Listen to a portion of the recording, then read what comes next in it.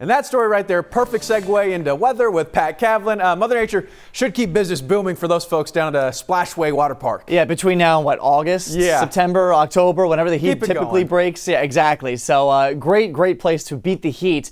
You definitely needed it this weekend. Another thing to do this weekend was that Coast Guard cutter, the Cutter Eagle that was down at the docks here in Galveston. Live look at that before it hits the open waters again later this week. 91, you think the island is the place to beat the heat until you look at the dew point, which is almost 80, which makes it feel almost 20 degrees warmer. It feels like 107 in the shade. So the humidity is the killer out there right now. All right, so we've been advertising triple-digit heat for the last week, right? And we haven't gotten there yet. We've gotten very close. And the reason for that is the Gulf of Mexico. With water temperatures still in the mid-80s, it's very hard for the air temperature to actually crack the century mark. And the last time that we did it at Bush was over 650 days ago. Hobby, you're coming up on your anniversary tomorrow, but Sugar Land, look at that. It's been over 1,000 days since you hit 100 degrees. College Station, you hit 101 today. We're going to see if we can update these numbers later on this evening once the official highs for the afternoon come out. 80 tonight for the downtown area, 78 for Sugar Land, mid to upper 70s outside of the loop. Again, low to mid 80s at the coast.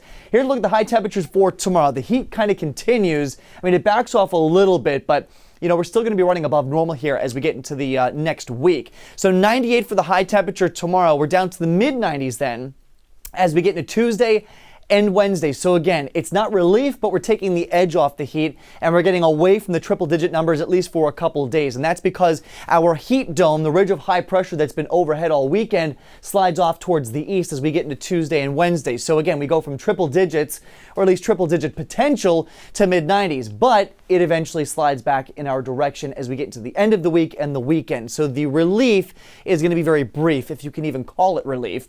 98 for tomorrow, mid-90s Tuesday, Wednesday, back to 98 then for Thursday and Friday. Our normal high this time of year, 92. We're not going to be anywhere close to that as we go at least for the next week or two. So for the overnight, steamy, very warm, 80 degrees, feels more like 85 to 90 in spots.